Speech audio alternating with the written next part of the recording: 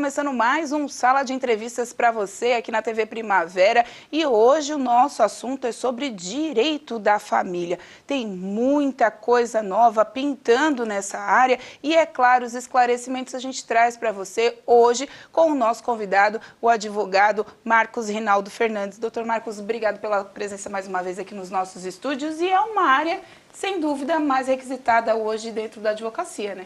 Sem dúvida. Primeiramente, muito obrigado por estar mais uma vez nessa casa, Michele, o convite. Realmente, direito de família hoje, neste país, como no mundo todo, mas em especial aqui, que Brasil é maternalista, Canadá é paternalista, as coisas se misturam um pouco, mas no Brasil, hoje o direito de família ele é muito procurado, tendo em vista todas as divergências e até mesmo pela modernidade que traz aí, me parece, um casamento para pouco tempo, né? E que lá atrás nós tínhamos os primórdios que casamento era para sempre. Eu particularmente casei para sempre, mas não é o que se vê no cotidiano. Então, as brigas familiares é um caso do dia a dia. Quando a gente fala o direito da família, para as pessoas entenderem em casa, ela não é só o pai, a mãe, pensão, não, o direito da família engloba tudo, o casamento, o divórcio, a viuvez também, a questão de partilha de bens, tudo isso está dentro do direito da família, né? Exatamente, antigamente nós tínhamos no dispositivo legal uma terminologia que me parecia que seria para o pai, para o marido, que seria o poder paternal, né? E mudou-se agora para poder familiar, justamente por isso, né? A questão do direito de família, ela engloba como um todo, né? Desde a relação do casal, a violência doméstica, a alienação parental, questão de bem patrimonial, que agora as ruínas familiares começam a evoluir, e assim por diante. Então, realmente, tem razão. Direito de família é um todo, assim, muito maior do que se possa imaginar. E no caso, como o senhor já deu um toque da alienação parental, a alienação parental, ela veio de uns 10 anos para cá, né? Tá vindo numa crescente de 12 leis, anos. 12 anos, né? De leis, de dispositivos para tentar coibir isso. E a última atualização que se teve foi a questão que se um dos pais realmente tiver a característica e tiver feito a alienação parental comprovada, ele sofre algumas sanções. Como é que ficou esse dispositivo, doutor? Então, nós viemos da Lei 2.318, que regula a questão da alienação parental no país. Ali no artigo 5º, artigo 6º, nós temos todas as sanções, que vêm desde uma questão de uma advertência pelo magistrado até a questão da perda do poder de guarda do menor e até mesmo do poder familiar diante daquele menor que está sendo vítima da alienação parental. Então, doutor, a alienação parental ela pode acontecer de várias maneiras, mas o mais corriqueiro que a gente sabe é aquela briguinha do casal. O casal separou, o pai não paga pensão, paga pouco, aí fica um falando mal do outro, aí tem o terceiro envolvido que é a madrasta ou padrasto, e começa aquela confusão. E o menor, a criança, que é o mais atingido, porque não sabe jamais o que é verdade, o que é mentira, o que é exagero, o que não é. E ele se volta contra um dos dois e acaba, infelizmente, perdendo esse contato com um dos dois pais, né? E daí parte o comecinho da alienação, né? Mas pode ser de outras formas também. É exatamente isso, Michele.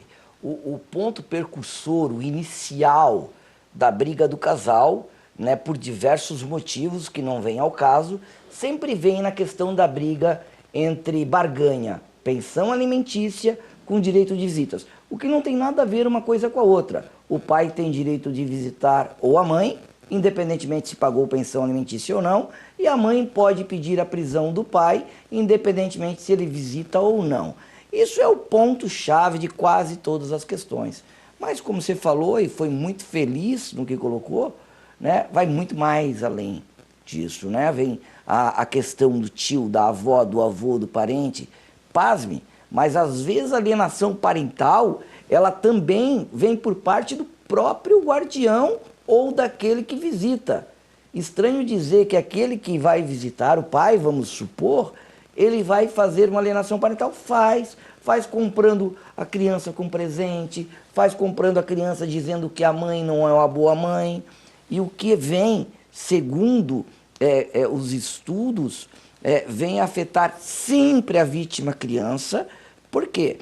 Porque a criança que está sofrendo alienação parental, ela olha pela ótica daquele que está alienando, do alienador. O alienador, ele faz com que o seu filho reproduza o que ele pense. Então, se a mãe é uma mãe tal, ele vai fazer o filho ver a mãe dessa forma, ou vice-versa.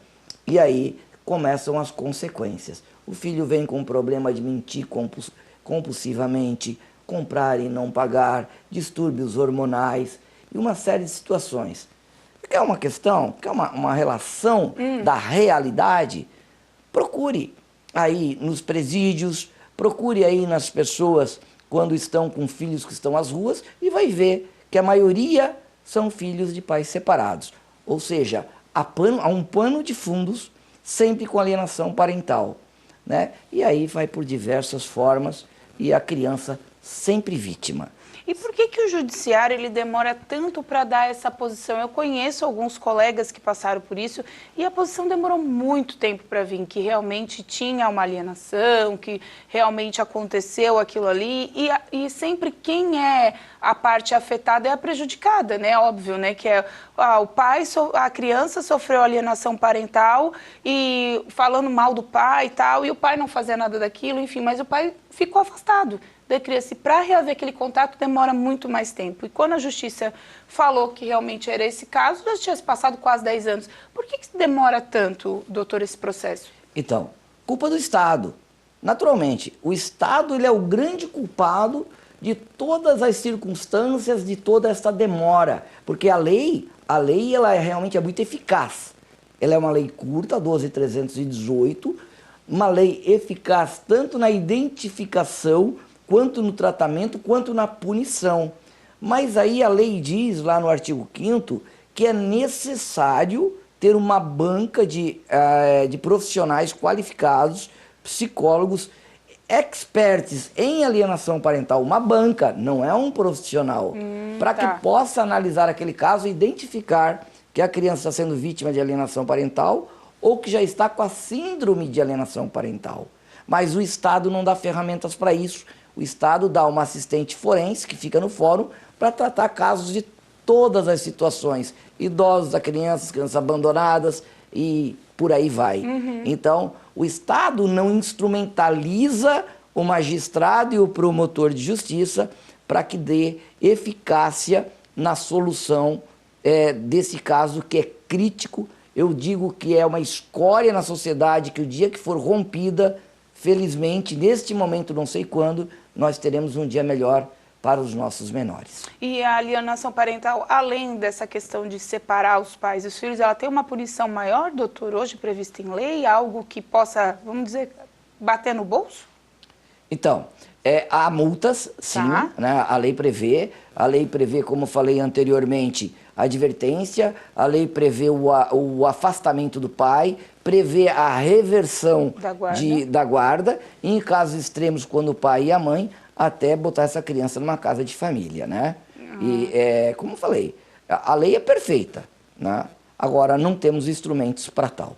É que o sistema ele não ajuda, né? Não ajuda porque, como o senhor disse, essa banca é psicólogo, assistente social, é visita, é tanta coisa que quando termina a criança já é adulta e não quer mais nem saber do pai e da mãe. E aí pronto. E aí já aconteceram, se ela já evoluiu para síndrome de alienação parental, pronto, acabou. Aí já não tem mais, não tem reversão. Porque o que nós temos que entender e o que dizem os especialistas em psicologia infantil e que são expertos em alienação parental, que a criança até um momento o psicólogo consegue reverter, de um momento para frente é irreversível e a criança e o jovem, o adolescente, enfim, o adulto vai ficar com esse problema para sempre. Então, tá certo. A gente vai para um rápido intervalo e voltamos falando mais sobre o direito da família. Vamos falar outros assuntos também, rapidinho.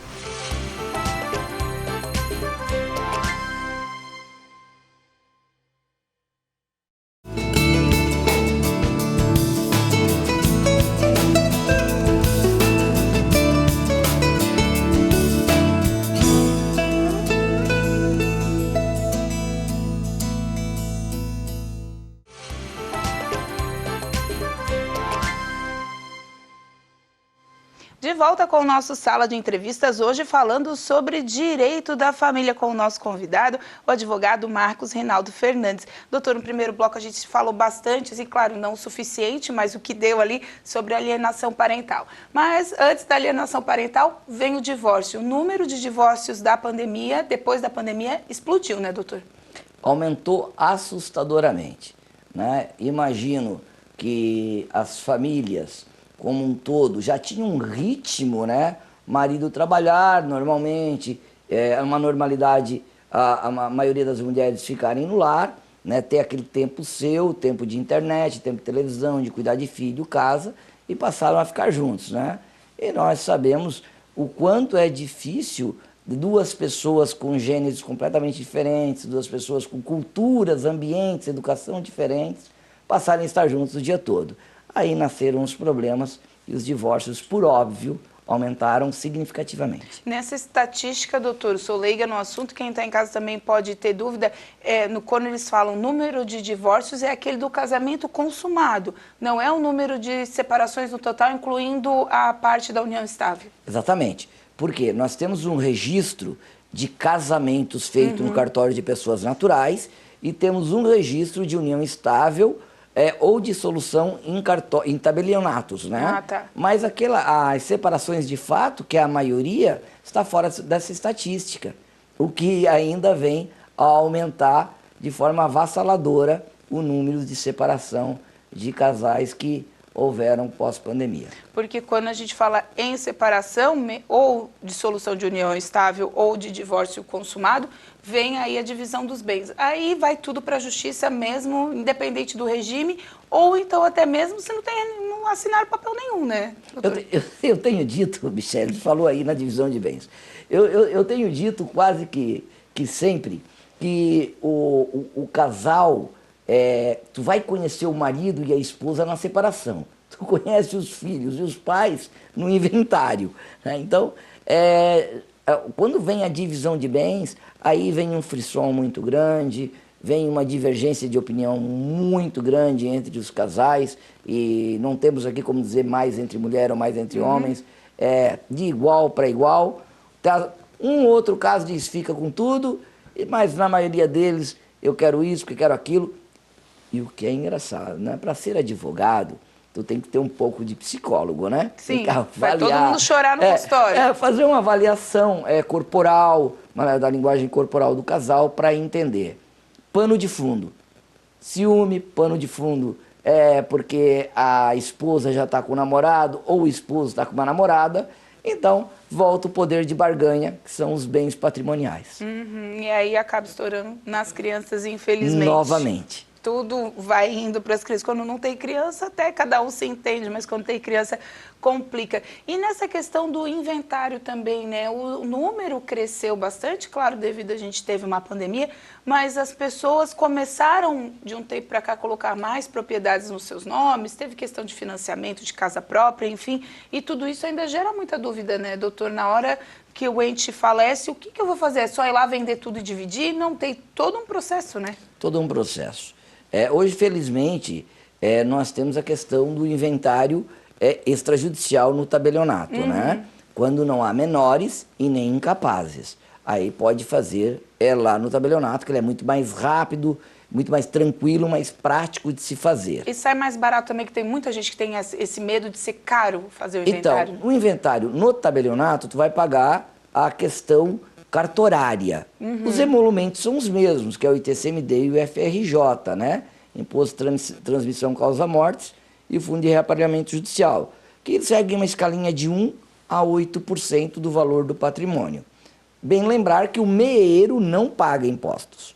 Aquele que ficou vivo, se o cônjuge vivo, esse não paga nada. Quem paga são os herdeiros daquele que faleceu, né? Ou seja, os impostos são a metade do valor do patrimônio. A questão de colocar no nome agora com a pandemia, as pessoas se atentarem mais isso, justamente pela necessidade de não chegar no momento e ter um imóvel lá feito em contrato e não aceito no judiciário. Ou no tabelionato poderia fazer, olha, ele doou isso para o outro. Para o magistrado ele já vai querer o registro disso. Agora, é importante destacar que as divergências pós-morte de um dos pais causa por demais também intransigência entre as partes, entre os herdeiros, né? É muito difícil um casal com 4, 5, 6 filhos chegarem num acordo, passarem tudo para o pai vivo ou para a mãe viva, ou fazerem paritalmente, né? Cada um com as suas partes, e ainda teria a condição, caso queiram, de deixar o usufruto do pai e da mãe. Ah, mas aí chega na hora, um quer 10, outro quer 20, outro quer 50 e vai para o judiciário. O dinheiro é muito ingrato. Aliás, é muito interessante, né? Que eu pego um caso que, vamos imaginar, o pai que faleceu teve 2 famílias, né? Não se surpreenda se a família última procurar um profissional advogado da sua confiança e estiver certos para poder contrapor o que dizem os filhos do casamento anterior. Pasme, muitas vezes esta família que é a atual, nem pai, nem mãe, nem irmãos não se falem mais em virtude da questão da divergência pelos bens patrimoniais. No final o direito da família é para conciliar mesmo, né? Ou ali não terminou o julgamento, todo mundo se fala, ou nunca mais se fala, né? Não tem como. Tem problemas que são irreversíveis, né? Tem situações irreversíveis. O ideal, eu até tenho um pensamento muito próprio e que não tem nada a ver com o legislador. Aliás, eu acho que o legislador, aquele que vem do direito romano, ele foi muito feliz ao fazer as leis, mas penso pessoalmente que a questão de inventário não deveria ser dividido a parte do decújus, do falecido. Deveria ficar em posse do cônjuge vivo e com a morte desse, então, dividisse entre os filhos. Daria muito menos brigas. Daria muito mais certo. Mas, doutora, a gente está caminhando aqui, tem muito assunto para falar ainda. Vamos lá. Na questão da pensão alimentícia também, a gente tem visto algumas atualizações na questão da prisão, na questão de pagamentos, também de reconhecimentos de paternidade. Recente saiu uma sentença que chamou bastante atenção, que um pai teve que pagar indenização para os filhos por não ter reconhecido a paternidade da primeira vez. Aí foi feito o exame de DNA, comprovado, e aí ele teve que pagar a indenização e ainda as pensões atrasadas. Tem bastante onda nisso daí também, né? Bastante casos nisso. Essa situação é muito nova, né? E quando a situação é muito nova, de estado para estado, de tribunal para tribunal, tem que ver onde o desembargador, o relator, está com entendimento para tal, né? É óbvio que a sua fala seria e o é a correta. O pai, quando ele não assumiu a paternidade do seu filho sabendo, e depois, num ato posterior, foi provado que ele é filho, é óbvio que ele tem que pagar pelo abandono afetivo, uma indenização. Isso está muito em alta também, né? O abandono afetivo, né? O abandono afetivo, e vai crescer muito, e vai crescer, porque o mundo caminha para a afetividade. Nós temos um caso recente que o casal discutia a posse do gato. E não do patrimônio. Não se importavam com a divisão do patrimônio, mas do gato. Então, a afetividade, ela vem crescendo de forma galopante, né? Deixando a questão biológica de lado. Hoje nós já temos condições de, aqui no cartório de pessoas naturais, de Criciúma, e fazer ali o registro de uma paternidade afetiva. Sim. Com tranquilidade, colocar o nome do pai ou da mãe afetiva. E a questão biológica, ao meu entendimento, ao longo do tempo, ela vai caindo por terra cada vez mais. Mesmo porque, Michele, há de se convir que foi apenas uma concepção. Pai e mãe É quem cria. É aquele que está junto, é aquele que dá amor, né? Com certeza. E por isso, como o senhor disse, o número de adoções afetivas, né? No caso, a mãe já é casada com outro com o padrasto há muito tempo, tal, e acaba ganhando o nome, e a gente também tem visto isso bastante viralizar na internet, principalmente agora no Dia das Mães, né? Algumas crianças que acabaram ganhando aquele nome afetivo da mãe no registro e fazendo aquela surpresa, e tudo isso vai gerando essa cadeia da afetividade que o senhor falou, mas não pode ser afetivo sem ser legal, né, doutor? Esse é o problema. Tem as adoções ilegais também, que a gente também viu o caso da Kaoru Nakamura, que foi muito explorado. Ela tinha um acordo com a mãe biológica, mas nada no papel. E aí deu aquele caso de ter que devolver, mas aí é outro assunto também, do direito da família, que a adoção rende um programa inteiro. Mas, doutor, voltando à questão da pensão, como a gente desvirtuou um pouco o assunto, a pensão ela ainda é o recorde, como o senhor disse, algumas são ninharias, mas ela ainda está dando prisão. E como é que essa prisão acontece? Então, o artigo do CPC, ele traz 2 execuções. As execuções que são de 3 meses para trás de atraso, Tá. aí não cabe prisão, né? Cabe penhora. E as pensões dos últimos 3 meses, então, esta cabe prisão. Mesmo que a prisão ocorra daqui 1 ano, 2 anos, 3 anos, elas vão estar se vencendo, ele vai ter que pagar o todo no final, mais INPC, mais juros de 1%, para poder se livrar da prisão. Antigamente, no antigo CPC, nós tínhamos a prisão a partir do 3º mês. Tá. Agora não, tem 3 meses, mas com 1 dia de atraso já pode executar o pai. E aí quem executa é o advogado diretamente ou a mãe liga? Porque tem alguns casos que correm na justiça, vamos dizer, a justiça gratuita. E em alguns casos o próprio advogado já aciona ou fala para a mãe que tem que acionar. Como é que ocorre esse acionamento? Então, a justiça gratuita é um instituto dado pelo Estado para aquela mãe ou o pai que vive em estado de miserabilidade, ou seja, que não tem condições de pagar as custas processuais sem problema na sua alimentação, no seu dia a dia, né? Mas todos têm que servir advogados, ainda que tenha que receber um advogado dativo, né? Ou lá os assessores jurídicos que o Estado paga, ou um advogado particular. Vão cobrar esses atrasos, bastando comprove que o pai não pagou. E só para a gente encerrar, que nosso tempo está estourando, vô e vó têm obrigação de pagar pensão atrasada? Com certeza. Atrasada não. Atrasada não. Tá. Vencimento para frente. Chama-se alimentos avoengos. Se a mãe conseguir provar que o pai não consegue pagar por determinados motivos, ela pede os alimentos avoengos e passa a responsabilidade dos avós. E claro, desde que eles tenham condições também, doutor, porque às vezes pode ser aposentado, salário mínimo, essas coisas, ou não tem nada a ver? Não. O que tem a ver, todos são obrigados a pagar. Tá. Mas se a mãe comprovou que o pai, por motivo ou outro, não está podendo, está fugindo, está sumindo, ela pode recorrer aos avós. E esse foi mais um Sala de Entrevistas, agradecendo mais uma vez o Dr. Marcos, para você. Lembrando que toda terça-feira nós estamos por aqui. Se você pegou a entrevista aí pelo meio do caminho, quer compartilhar também, aproveita no nosso YouTube, youtube.com/TV Primavera. Ela fica disposta para você curtir à vontade, compartilhar a informação, que é sempre bom. E também siga a gente nas redes sociais, @TV Primavera no Instagram e no Facebook. A gente volta na próxima semana. Até lá!